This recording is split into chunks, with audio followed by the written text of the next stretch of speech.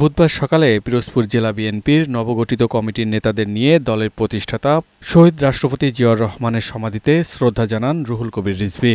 পরে সাংবাদিকদের তিনি বলেন, পতিত সরকারের দোসররা যাতে খোলস পাল্টাতে না পারে সে বিষয়ে সবাইকে সতর্ক থাকতে হবে। আওয়ামী লীগের সাথে কোনো আঘাত নেই। আওয়ামী লীগের সাথে যারা তাকে সহযোগিতা করেছে তাদের জন্য খোলস খুলে নতুনভাবে আত্মপ্রকাশ করতে না পারে, আমাদেরকে সেই দিকটাই দেখতে হবে। দলের ভারপ্রাপ্ত চেয়ারম্যান তারেক রহমানের নির্দেশনায় শরীয়তপুরের কিডনি রোগে আক্রান্ত ভ্যান চালক আব্দুর রাজ্জাকের পাশে দাঁড়িয়েছে আমরা বিএনপি পরিবার। দুপুরে রাজধানীর আদাবরে রাজ্জাকের বাসায় গিয়ে আর্থিক সহায়তা করেন বিএনপির সিনিয়র যুগ্ম মহাসচিব রুহুল কবির রিজভী।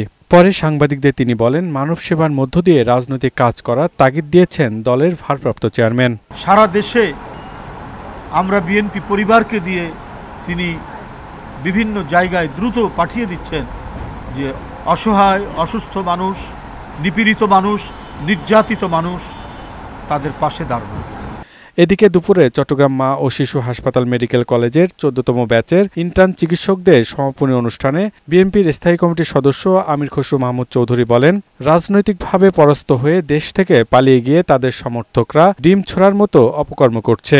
আপনি যখন পরাজিত হয়ে দেশ থেকে পালিয়ে গেলেন, ওনাদের সমর্থকরা তো এই সমস্ত এই ধরনের কাজের বাইরে তার কিছু করার নাই। আপাতত গণতন্ত্রে বিশ্বাস করে না, দেশ ধ্বংস করে পালিয়ে গিয়ে এখন যেগুলো করছে এগুলো তো আরো ধ্বংসাত্মক।